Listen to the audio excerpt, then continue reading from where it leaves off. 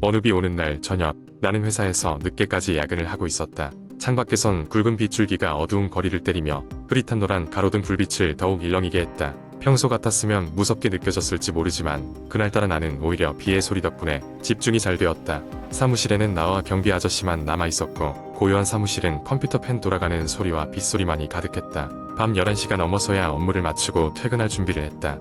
사무실을 나서려는데 뭔가 놓고 온 느낌이 들었다. 문득 오늘 오전에 휴게실에 놓고 온 노트북이 생각났다. 이미 건물의 대부분에 불이 꺼져 있었고 휴게실이 있는 층은 더더욱 어두워 보였다. 노트북을 그냥 두고 갈까 잠시 망설였지만 내일 또 찾으러 오는 것도 귀찮게 느껴져서 결국 다시 엘리베이터를 타고 휴게실이 있는 층으로 내려갔다. 엘리베이터 문이 열리자 낯익은 복도가 내 눈앞에 펼쳐졌는데 불이 꺼진 게 당연하다고 생각했지만 이상하게도 복도가 너무나 조용했다. 빗소리마저 멀리서 희미하게 들릴 뿐 숨소리 하나 없는 고요함이 나를 감쌌다. 휴게실 문을 열고 불을 켜려는데 스위치가 잘 작동하지 않았다. 손으로 몇 번 더 눌러도 여전히 방은 깜깜했다. 휴대폰 플래시로 간신히 앞을 비추며 내 자리로 향했다. 그때 무언가 미끄러지는 듯한 소리가 들렸다. 깜짝 놀라 뒤돌아보았지만 아무것도 보이지 않았다. 그저 귀 기울여도 고요할 뿐이었다. 노트북을 찾고 재빨리 뒤돌아 나가는데 아까와는 달리 복도가 조금 환해진 듯했다. 이상하게 느끼면서도 그냥 신속하게 그곳을 떠나는 것이 최선이라고 생각했다. 엘리베이터를 탔고 1층 버튼을 누르자 문이 닫혔다. 그러나 엘리베이터는 움직이지 않고 곧바로 열렸다. 다시 문이 열린 복도에는 노란 형광등이 하나 깜박거리며 불을 밝히고 있었다. 아까와는 다르게 확실히 익숙한 복도였다. 그런데 문득 간판들이 뒤집혀 있었다. 그뿐만이 아니었다. 벽에 걸린 그림들은 모두 뒤쪽을 향하고 있었다. 마치 고의로 누군가가 방향을 바꿔놓은 듯했다. 공포감이 몰려와 다시 엘리베이터 닫힘 버튼을 미친 듯이 눌렀고 다행히 이번에는 문이 닫히며 엘리베이터가 아래로 움직였다. 1층에 도착해 엘리베이터에서 뛰쳐나온 나는 경비 아저씨에게 달려가 이 이야기를 했다. 경비 아저씨는 심각한 얼굴로 잠시 생각에 잠기더니 며칠 전부터 7층에 누군가가 들어와 몰래 자기 자리를 사용하고 간다는 얘기를 들었다고 했다. CCTV를 돌려보고도 아무 증거가 없었지만 말이다. 이해할 수 없었지만 나만 그런 게 아니라는 사실이 오히려 조금 위안이 되었다. 그날 이후로 7층은 늘 잠겨 있었지만 종종 야근을 하다가 그 층을 올려다보면 짙은 어둠 속에서 누군가가 나를 내려다보는 것만 같은 착각이 들었다. 그리고 가끔 식기선반에 놓인 물컵 위치가 변해 있는 걸 보면 역시 누군가가 여전히 그곳에 있는 게 아닐까 하는 생각을 지울 수가 없었다. 일이 있은 후 나는 사무실을 꼭 먼저 빠져나오려고 노력하고 있다. 말로 설명할 수 없는 그러나 분명히 존재했던 그 불가사의한 사건은 아마도 내 인생에서 가장 소름 끼치는 경험 중 하나로 남아있을 것이다. 두 번째 이야기. 오래전 한국의 작은 마을에 한 낡은 저택이 있었다. 이 저택은 주변 사람들에게 귀신집이라고 불리며 두려움의 대상이었다. 몇십 년 전 이 집에서는 끔찍한 사고가 일어났다고 전해져 내려오고 있었다. 집주인은 그날 밤 아이들과 함께 차를 타고 나갔다가 끔찍한 교통사고로 가족 모두가 목숨을 잃었다. 그 뒤로 이 집에는 아무도 살지 않았고 사람들은 그곳에 귀신이 산다고 믿었다. 몇 해가 흐른 후 서울에서 온 젊은 부부가 그 저택으로 이사 오기로 했다. 그들은 저렴한 가격에 이 아름다운 집을 살 수 있다는 사실에 기뻐했다. 이사 첫날 부부는 집을 둘러보며 내부 장식을 새로 꾸미기로 했다. 아내는 오래된 벽지를 뜯어내다가 벽에 이상한 낙서를 발견했다. 낙서는 어린 아이의 필체로 우리를 데려가지 말아요라고 적혀 있었다. 처음에는 장난으로 여겼지만 찝찝한 기분을 지울 수가 없었다. 며칠 후 늦은 밤 부부는 이상한 소리에 잠에서 깼다. 소리는 2층에서 나는 것 같았다. 소리를 따라 올라가 보니 아이들이 방에서 스케이트보드를 타며 웃고 있는 형체들이 스쳐 지나갔다. 놀란 부부는 급히 등을 켜고 살펴보았지만 아무것도 보이지 않았다. 그날 이후로 부부는 집안 곳곳에서 어린아이들의 웃음소리가 들리고 갑작스러운 찬 바람이 지나가는 등 이상한 경험을 했다. 부부는 끝내 이 모든 것들을 무시할 수 없게 되어 이 지역의 역사를 조사하기로 했다. 마을의 노인에게 찾아가 이야기를 듣던 중 과거 이 집에서 있었던 비극적인 사건을 알게 되었다. 실제로 사고가 있던 그날 아이들은 부모님에게 더 이상 차에 타고 싶지 않다고 울며 매달렸지만 어른들은 아랑곳하지 않고 차에 태웠다고 한다. 점점 더 심각해지는 영적인 현상에 지친 부부는 해결책을 찾기 위해 무당을 초대했다. 무당은 집을 살펴보며 이 집에서 고통받는 혼령들이 평온을 찾지 못해 떠돌고 있음을 느꼈다. 그는 집안에서 간단한 의식을 치르고 가족의 영혼들에게 화해를 제안했다. 그 이후로 집은 놀랄 만큼 조용해졌다. 부부는 더 이상 기이한 현상을 경험하지 않았고 마침내 평화로운 일상을 되찾았다. 하지만 마을 사람들은 여전히 그 집을 멀리한다. 그들은 밤이 되면 가끔씩 저택 주변에서 아이들의 웃음소리를 들을 수 있다고 소곤댈 뿐이다. 그리고 그때마다 사람들은 여전히 그 집을 귀신집이라고 부르며 조용히 지나치곤 한다. 세 번째 이야기. 저는 어렸을 때부터 학교에서 야간 자습을 많이 했습니다. 가정 환경이 그리 여유롭지 않았기 때문에 저는 주로 학교에서 늦게까지 공부를 하며 시간을 보냈죠. 어느 날이었습니다. 그날도 어김없이 교실에서 늦은 시간까지 자습을 하고 있었습니다. 그날따라 학교는 유난히 고요하고 이상한 정적이 흘렀습니다. 자습을 하는 동안 교실 밖에서 뭔가 이상한 소리가 들렸습니다. 처음에는 그냥 바람 소리겠거니 생각하고 무시했죠. 하지만 시간이 지날수록 그 소리는 점점 더 커졌습니다. 마치 누군가 교실 복도를 천천히 걸어다니는 것 같은 소리였어요. 저는 긴장이 되어 펜을 쥔 손에 땀이 나기 시작했습니다.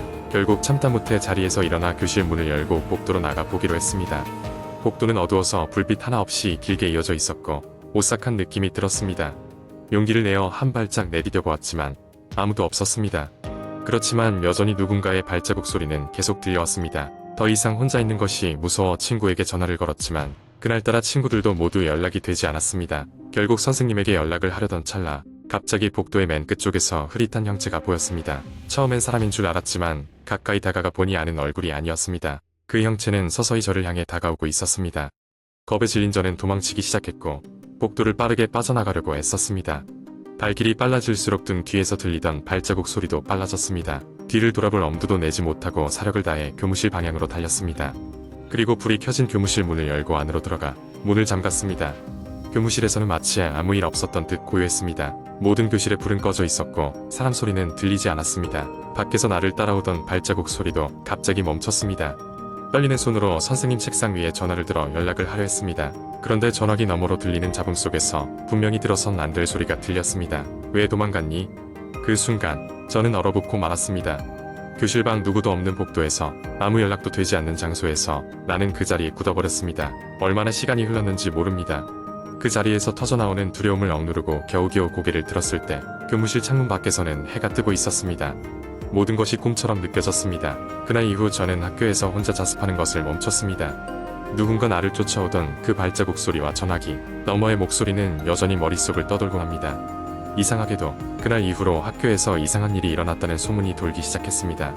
이 모든 것이 우연인지 아니면 그날의 일이 무언가 잘못된 것을 건드린 것인지 알 수 없지만 그 끔찍한 밤의 기억은 절대 사라지지 않을 것입니다. 네 번째 이야기. 어느 늦은 여름밤 대학생인 민수는 오랜만에 친구들과의 술자리를 마치고 혼자 자취방으로 돌아가고 있었다. 자정이 넘은 시각이라 거리는 적막했고 가로등 불빛만이 길을 희미하게 비추고 있었다. 민수는 약간 술에 취했지만 정신은 또렷한 상태여서 택시를 타기보다는 산책 삼아 조금 걸어가기로 했다. 자취방으로 가는 주택가는 평소에도 사람이 많지 않았지만 그날따라 유난히도 조용했다.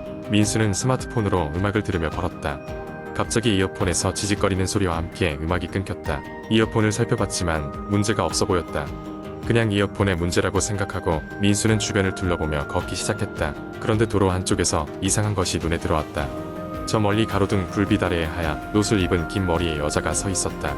그녀는 고개를 숙인 채 얼굴이 보이지 않았고 움직임도 없이 그 자리에 멈춰 있었다. 민수는 처음에는 그냥 동네 주민이겠거니 하고 신경 쓰지 않았다.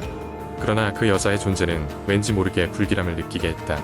민수가 그 여자를 지나쳐 조금 걷기 시작했을 때 갑자기 등 뒤에서 쿵하는 소리와 함께 기분 나쁜 느낌이 등골을 타고 흘렀다. 민수는 순간 걸음을 멈추고 뒤를 돌아봤지만 여자는 여전히 같은 자리에 서 있었다. 민수는 무시하기로 하고 다시 걷기 시작했다. 그러나 이상하게도 여자와의 거리는 좁혀지지 않았다. 걸을수록 민수의 등 뒤에선 바람도 없는데 기묘한 소리가 들려왔다. 마치 누군가가 그의 이름을 속삭이는 듯했다. 그때였다. 스마트폰 화면이 깜빡거리며 다시 켜졌다. 화면에는 아무것도 설치한 적이 없는 알림이 한 줄 떠 있었다. 돌아보지 마. 계속 걸어. 민수는 순간 머릿속이 하얘졌다. 무슨 장난인가 싶어 아래로 스크롤해봤지만 알림은 단 한 줄, 더는 아무것도 쓰여있지 않았다. 당황한 민수는 알림을 지우려고 스마트폰을 만졌지만 화면은 그대로 멈춰 있었고 알림을 지울 수 없었다. 고개를 들어 다시 뒤를 보았다.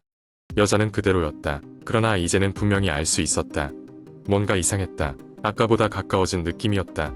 겁에 질린 민수는 다시 걸음을 재촉했다. 걸음이 빨라질수록 점점 더 가까운 곳에서 속삭이는 소리가 들려왔고 주위는 더욱 싸늘하게 느껴졌다. 얼마나 걸었을까? 결국 민수는 자신의 자취방 건물 입구에 도달했다. 안도의 한숨을 쉬며 엘리베이터를 기다리는데 불길함은 가시지 않았다. 건물 입구 유리문에 비친 자신의 모습 뒤로 하얀 여자가 서 있는 것을 얼핏 본 것 같았다. 놀란 민수는 급히 엘리베이터에 올라타 문을 닫으려 했지만 닫히려던 문 사이에 한 줄기 냉기가 스며드는 듯한 섬뜩한 기분이 들었다.